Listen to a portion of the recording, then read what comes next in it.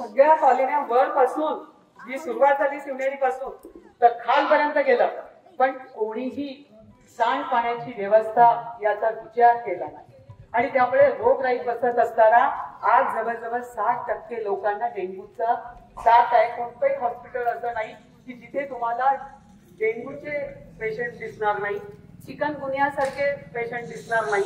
आणि चांगल्या चांगल्या घरात, माझ्या स्वतःच्या घरात सुद्धा त्याने प्रवेश केला. 22 वर्ष आम्ही कधी पाहिलं नव्हतं. आणि म्हणून ते काम जे आहे ते इतकं मोठं आहे की हा रस्ताच नाही. हा तर भैया आम्ही संजू भैयाच्या नेहमी मागे लागत असतो की भैया सांगा काय काम करायचंय, काय काम करायचंय. परंतु याच्यामध्ये सगळ्यात मोठं काम ते आहे की जे 88 लक्ष रुपयाचं सगळ्यात पहिलं ते गटाराचं काम आपण पूर्ण केलं, त्याचं उद्घाटन केलं आता. आणि पुढील कामासाठी 42 लाखाचं मंजूर केली, त्याचं भूमिपूजन केलं. 48 आणि 88 किती झाले?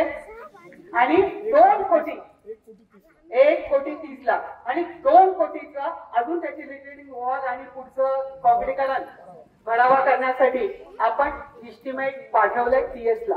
आलं का लक्षात? साखव जे आपल्याला करायचे 2 त्याच्यासाठी, म्हणजे सरपंच साहेब तुम्ही जे सांगत होतात ते असं पाहिलं तर 3.5 कोटी रुपये आपण जे तिथे लावताय त्याचा सगळ्यात मोठा बेनिफिट हा आहे की तुमचं जे सांडपाणी जात आहे तिकडे त्याच्याकडे कधीच कोणी लक्ष दिलं नाही. आणि आपण कॉलन्या फक्त घरं, फक्त बंगले फक्त बनवत राहिलो, या ठिकाणी प्लॅनिंग नाही झालं. परंतु ज्या वेळेला भैया आम्ही सगळे बसलेलो असताना, बाबा असेल सगळे असतील, त्यावेळेला हा विषय निघाल्यानंतर हे काम किती गरजेचं आहे असं जेव्हा समोर आलं तर सगळ्यात पहिलं मी तुमच्या सगळ्यांचा विचार केलेला आहे राजू भाऊ. आणि म्हणून ते काम आपण मोठ्या झपाट्याने करतो आहोत. नाहीतर विचार करा की आज मी जेवढी पण कामं घेतली आहे ती माझ्या नागरिकांच्या हिताची घेतलेली आहे. कारण किती मोठं काम झालं ते त्यापेक्षा बाहेर हजारो कोटीची कामं होतात, 100 कोटीची कामं होतात. ती फक्त ठेकेदारी मिळवण्यासाठी, पैसा मिळवण्यासाठी असतात. या ठिकाणी नियोजनबद्धतेने काम करायचं असेल तर ते नागरिकांसाठी झालं पाहिजे. आपण नागरिकांचे सेवक झालो पाहिजे, आपण जनतेचे मालक नाही झालो पाहिजे. पण जो पण लोकप्रतिनिधी बनतो तो त्यांचा मालक बनतो, त्याच्या मनाप्रमाणे तो चालतो. तो कार्यकर्ते ज्यांच्या जीवावर मोठा होतो त्या कार्यकर्त्यांचा विचार सुद्धा घेत नाही. पण या ठिकाणी आम्ही संजू भैयाला नेहमी सांगत असतो की भैया सगळ्या कार्यकर्त्यांना, मग शहर अध्यक्ष आहे, या ठिकाणी माजी नगर अध्यक्ष, सगळ्यांना विश्वासात घ्या. त्या विभागामध्ये जाऊ, तिथे पहा की तिथल्या माझ्या महिलांची काय अडचण आहे. गटारा नीट नाहीये, या ठिकाणी प्रेत नेताना खातात. दुपारी मी जेव्हा तिथे गेली दिल्ली पेठेमध्ये, त्या ठिकाणी मी तिथली स्मशानभूमीची परिस्थिती पाहिली. इतकी दयनीय परिस्थिती कुठे पाहिली नसेल. मग कशासाठी विकासाचा ध्यास आणि विकासाच्या गप्पा मारायच्या आणि कशाला सत्तेच्या खुर्चीत बसायचं जर माणसाला हे कळत नसेल तर. सर्वसामान्यांची जाण ठेवून काम करायचं असेल तर ते सर्वसामान्यांसाठीच झालं पाहिजे, नका ठेकेदारीसाठी. आणि म्हणून सरपंच साहेब तुम्ही जी मागणी केली की इथून पुढे देखील जो काम तिथे होणार आहे त्याच्यामुळे हा संपूर्ण असणाऱ्या परिसराचं सांडपाणी व्यवस्थितपणाने, या ठिकाणी आज पाऊस झाला तर तुम्ही सांगा पुढे पाणी तुंबलेलं दिसलं का तुम्हाला रस्त्यावर? माझे 2 राऊंड झाले कारण मी गणपतीत आली होती, बरोबर ना? तू होती, तुझ्याबरोबर आहे ना? मी गणपतीत आली होती, काही तुम्ही नव्हता. परंतु माझं लक्ष एकाच गोष्टीकडे होतं की अरे आपण एवढे पैसे टाकले 88 ला आणि आता परत टाकणार आहोत, पण त्या काम झालंय का व्यवस्थित? कारण तिथली कॉलनी जी आहे ना, तिथल्या महिला खाली उतरल्या होत्या त्यावेळी आणि त्यांनी मला सांगितलं होतं इतके डास आहेत, इतके आमच्या मुलांना त्रास होतो, आजारी पडतात. आणि शिक्षकांची कॉलनी, बरोबर ना?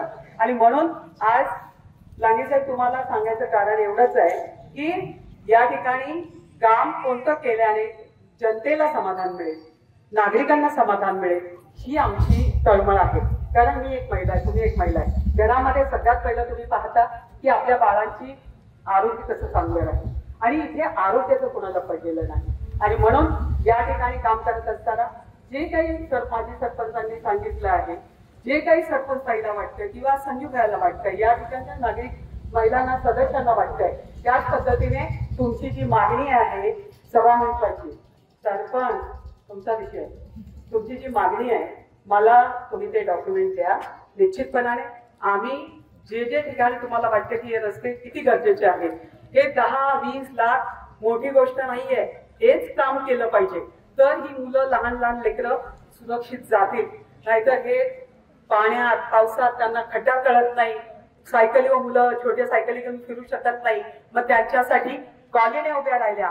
बिरसा मुंडा हे नाव आपण दिलंय, त्याच पद्धतीने साजेसं काम या गल्ल्यांमध्ये झालं पाहिजे. माझी स्वतःची मागणी आहे, तुमची नाही, की माझी मागणी आहे, माझी तळमळ आहे. त्यामुळे तुम्ही सांगत चला आणि मी करत चालेल.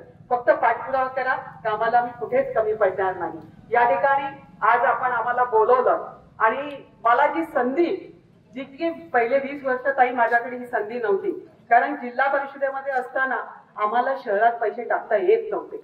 पण आता जेव्हापासून भारतीय जनता पार्टीने माझ्याकडे कालवा सल्लागार समिती आणि या ठिकाणी नियोजन समिती दिली आहे, तर मला नगर उत्थान मधून काम करता येतं, मला नियोजन मधून पाहिजे तेवढं काम करता येतं आणि म्हणून कोट्यावधी रुपयाची काम आपण आणतो. 5-6 कोटीचा ब्रिज तर मी तुम्हाला याच्यातच वडस मध्येच बघा तुम्ही, तो धरणाच्या पुढून जे आपण वडस कॉलनी ओलांडतो, वडसकडे जातो, तो 6 कोटीचा पूल आहे आणि त्याच्या पुढे माझ्या गावाकडे जाणारा 5 कोटीचा रस्ता आहे.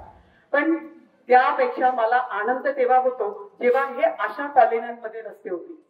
कशा कॉलन्यांमध्ये? अशा कॉलन्यांमध्ये. कारण मी लहानपणी चाळीमध्ये राहिलेली आहे, मला चाळीतल्या लोकांचं दुःख माहिती आहे, कारण ते आम्ही भोगलंय. कारण चाळीमध्ये राहणाऱ्याला घरात आलेलं पाणी सुद्धा उपसून काढावं लागतं पावसाळ्यात आणि गटारं भरली तर तेच पाणी आतमध्ये येतं. आणि म्हणून माझं लक्ष सतत असतं की विकास म्हणजे काय, तर जनतेला भावेल तो विकास. जनतेला जेव्हा आपण सेवक जनतेचे होऊ, त्या दिवशी खऱ्या अर्थाने या तालुक्याचा, खऱ्या अर्थाने या महाराष्ट्राचा विकास होईल. आणि म्हणून माझी तुम्हा सगळ्यांना एकच विनंती आहे की येणारी निवडणूक तुम्ही मला आमदार करणार आहात का?